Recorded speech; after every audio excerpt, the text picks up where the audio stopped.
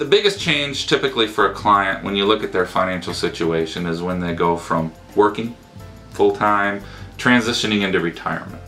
Your whole financial situation changes. You go from making lots of money in employment to making maybe little or no money from employment and then having to rely on your assets. And through that transition, your tax return can change quite a bit as well.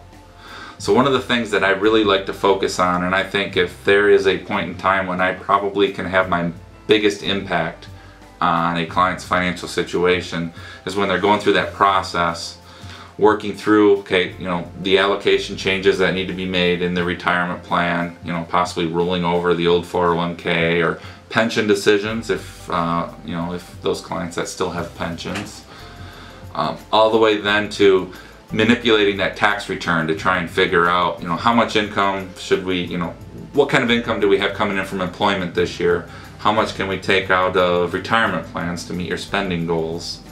And staying within a, certain tax bracket, whether it be a 15% or 25% tax bracket.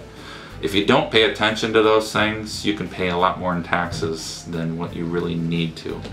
And then throw on top of that, if you start drawing Social Security, what's the tax impact on Social Security? Analyzing, okay, when does it become taxable?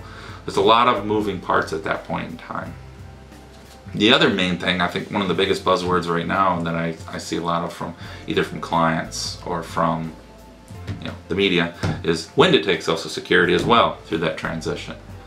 I don't think there's any black and white answer like many aspects of this business. I think everyone's situation's a little bit different. So it's important to take a look at it, but there's no, there might be a very general rule of thumb, but there's no real answer for that. So helping clients walk through that process. When should they take? Should they start drawing early when they retire? Should they wait till their full retirement age? Should they wait till 70? And there's some other things you can do to other options that you might have as well.